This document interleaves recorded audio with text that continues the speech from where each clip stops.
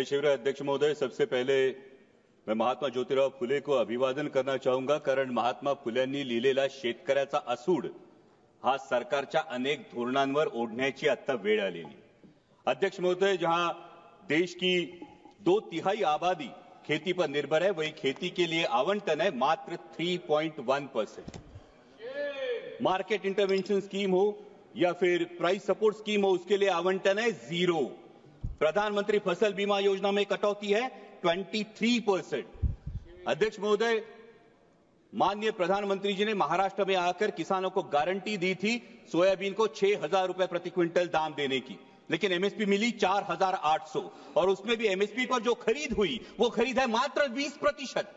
बाकी 80% किसानों को अपना सोयाबीन 3,500 4,000 में बेचना पड़ा, जहां की लागत का खर्चा है 7,000 रुपए प्रति क्विंटल। तो कैसे होगी कि किसान की आय दुगनी, और क्या हुई माननीय मोदी जी की गारंटी? अध्यक्ष महोदय, अभी सरकार सोयाबीन के दाम बढ़ाने के लिए एडिबल ऑयल्स पर इंपोर्ट ड्यूटी लादने की बात कर रही है, पण हा रोगापेक्षा इलाज भयंकर है, क्योंकि उससे सोयाबीन के दाम नहीं बढ़ेंगे, उससे सिर्फ बढ़ेगी तो महंगाई बढ़ेगी। सोयाबीन के दामों पर अगर हमें असर करना है तो जो मक्के की डीडीजीएस है और जो सोया डीओसी है, जो 120 लाख टन अभी भी देश में पड़ा है, उसको एक्सपोर्ट करने के बारे में सोचना होगा। लेकिन सरकार पर पोल्ट्री और पशु खाद्य इंडस्ट्री की ऐसा क्या दबाव है कि सरकार सोया डीओसी एक्सपोर्ट नहीं कर रही है? मेरी सरकार से गुजारिश है कि कम से कम 15 से 20 लाख मैट्रिक टन सोया डीओसी एक्सपोर्ट किया जाए। और वैसा ही बहुत इंपॉर्टेंट मुद्दा है प्याज का। जब प्याज को एमएसपी देने की बात आती है तो सरकार कहती है कि प्याज जीवनावश्यक वस्तु नहीं है, लेकिन जैसे ही किसान को 4 पैसे मिलने का अवसर निर्माण होता है तो सरकार निर्यात पर पाबंदी लगा देती है, निर्यात शुल्क लाद देती है और कहती है प्याज तो जीवनावश्यक वस्तु है। अध्यक्ष महोदय, हमारे देश में कई समाज ऐसे जो कभी भी प्याज नहीं खाते। हिंदुओं में भी चातुर्मास में 4 महीने प्याज नहीं खाया जाता, तो फिर प्याज जीवनावश्यक वस्तु कैसे हुई? अध्यक्ष महोदय, अगर ग्राहक को एक औसतन अगर कंजम्पशन देखें तो 5 से 6 किलो औसतन कंजम्पशन होता है। 60 रुपए किलो में भी अगर प्याज खरीदना पड़ता है ग्राहक को, तो भी सिर्फ 300 350 रुपए उसका खर्चा होगा, जो आपके मोबाइल रिचार्ज से भी कम है। इसलिए मेरी सरकार से मांग है कि प्याज पर हमेशा के लिए निर्यात पाबंदी हटाकर जो 20% निर्यात शुल्क है उसे अविलंब रद्द किया जाए और प्याज को एमएसपी के दायरे में लाकर 3,000 रुपए प्रति क्विंटल का दाम सुनिश्चित किया जाए। वैसे इस बजट में बहुत सारे मिशन का अनाउंसमेंट हुआ, लेकिन बहुत सारे मिशन के बारे में नाव सोनू भाई ने हाथी कथला सवाड़ा है, क्योंकि कथनी और करनी में बहुत अंतर दिखाई देता है। जहां पल्सेस में देश को आत्मनिर्भर होने की बात की जाती है, वही अभी किसान मार्च अप्रैल मई में चना बेचने के लिए मार्केट में आएगा, लेकिन सरकार ने पीले मटर का 31 लाख मीट्रिक टन आयात की है। ये पीला मटर खाने के लिए नहीं, बेसन में चने की जगह अडल्ट्रेशन के लिए यूज होता है और चने के दाम गिरा देता है। अभी भी 31 मई तक आपने पीला मटर का जो इंपोर्ट है, ये खुली आयात को परमिशन दे दी है। और अभी जब एक बार हम कह रहे हैं कि पल्सेस में आत्मनिर्भर करना है, वही 67 लाख मीट्रिक टन पल्सेस हम आयात कर चुके हैं। तो हम आयात आत्मनिर्भर किसे करना चाहते हैं? हमारे देश के किसानों को, या ऑस्ट्रेलिया, रूस, टर्की, म्यांमार के किसानों को हम आत्मनिर्भर करना चाहते हैं? वैसा ही अहम मुद्दा है mission on vegetables and pulses. बहुत अच्छी बात है, लेकिन इसके लॉजिस्टिक, कोल्ड चेन और स्टोरेज के लिए क्या प्रावधान किए जा चुके हैं? आज मेरे नारायण गांव में टमाटर किसान को बेचना पड़ता है सर 4 से 5 रुपए किलो में, और शहरों में ग्राहक खरीदता है 20 से 25 रुपए किलो में। इस मुनाफे पे क्यों कोई भी नियंत्रण नहीं है? और इसका कारण है ये बिचौलियों की श्रृंखला। इसके बारे में सरकार को विचार करना चाहिए।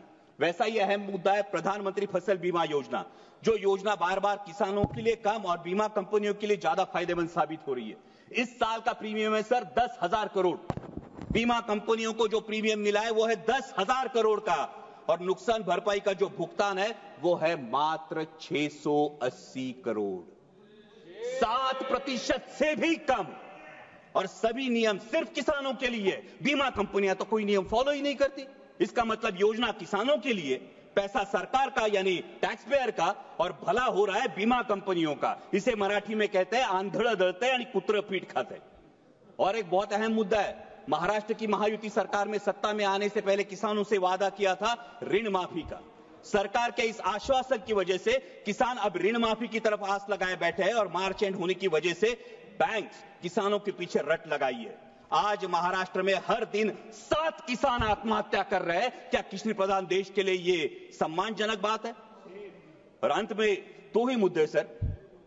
अभी अमेरिका में सत्ता परिवर्तन होने के बाद अमेरिका ने कहा है कि भारत ने अपना एग्रीकल्चर मार्केट अमेरिका के लिए खोलना चाहिए और इससे भारत के किसानों के पे एक बड़ा संकट मंडरा रहा है। लेकिन सरकार ने अभी तक इसमें कोई स्पष्टता नहीं दी है, क्योंकि अमेरिका का किसान सोयाबीन का जो उत्पादन लेता है अध्यक्ष महोदय, वो 30 लाख क्विंटल पर हेक्टर लेता है, लेकिन हमारे देश का किसान सिर्फ 10 लाख क्विंटल पर हेक्टर लेता है। क्योंकि अमेरिका के किसान को जेनेटिकली मॉडिफाइड जीएम वैरायटी लगाने का अधिकार है, हमारे किसान को नहीं। सरकार जो एडिबल ऑयल इंपोर्ट करती है वो जीएम वैरायटी का चलता है, लेकिन किसान जीएम वैरायटी की फसल नहीं लगा सकता। तो कैसे होगा? जहां अमेरिका अपने किसान को सक्षम कर रही है, वही हमारे विश्व गुरु देश का किसान अभी भी एमएसपी के लिए जूझ रहा है। सर, प्रधानमंत्री जी ने एक बहुत प्यारी बात कही महाकुंभ के बारे में वक्तव्य देते वक्त। उन्होंने कहा कि नदी उत्सव मनाना चाहिए, लेकिन ये नदी उत्सव नदियों का खोलीकरण, रुंदीकरण और पुनरुज्जीवन होगा, तभी असली नदी उत्सव होगा। सर, महाराष्ट्र में कैलाश नागरे जैसा एक युवा प्रगतिशील किसान अगर खेतों को पानी नहीं इसलिए खुदकुशी करता है, तो क्या ये हमारे पॉलिसी पे तमाचा नहीं है? सर, आज हर कोई बहुत सारी चीजें खोदने की बात हो रही है, लेकिन डैमों में जो मिट्टी जमा हुई है सर, 30 से 40% कैपेसिटी हर किसी डैम की कम हुई है। शायद उत्तर भारत में इसका प्रमाण और ज्यादा होगा, लेकिन इसकी मिट्टी खोदने का कोई प्रावधान अब तक किया नहीं। अंत में इतना ही कहूंगा सर, मैं सरकार से गुजारिश करता हूं कि हमारे देश को, किसान को पर्याप्त पानी, अच्छी क्वालिटी का बीज, उत्पाद को सही दाम और इंटरनेशनल मार्केट में कंपीट करने के लिए फ्री हैंड दीजिए। वो सरकार के कथित 17 रुपए दिन के सम्मान का मोहताज नहीं। और जाते जाते इतना ही कहूंगा, मस्जिद के नीचे तुम मंदिर क्यों ढूंढते हो? मस्जिद के नीचे तुम मंदिर क्यों ढूंढते हो? भविष्य की ओर देखो, तुम इतिहास पर क्यों लड़ते हो? ठीक है, धन्यवाद। वो लड़ाएंगे भड़काएंगे, वो लड़ाएंगे भड़काएंगे, लेकिन राष्ट्रहित का रुख तू कर, किसानों के हित में हमेशा इंसानियत की बात तू कर, इंसानियत बात तू कर। जय शिवराय, धन्यवाद।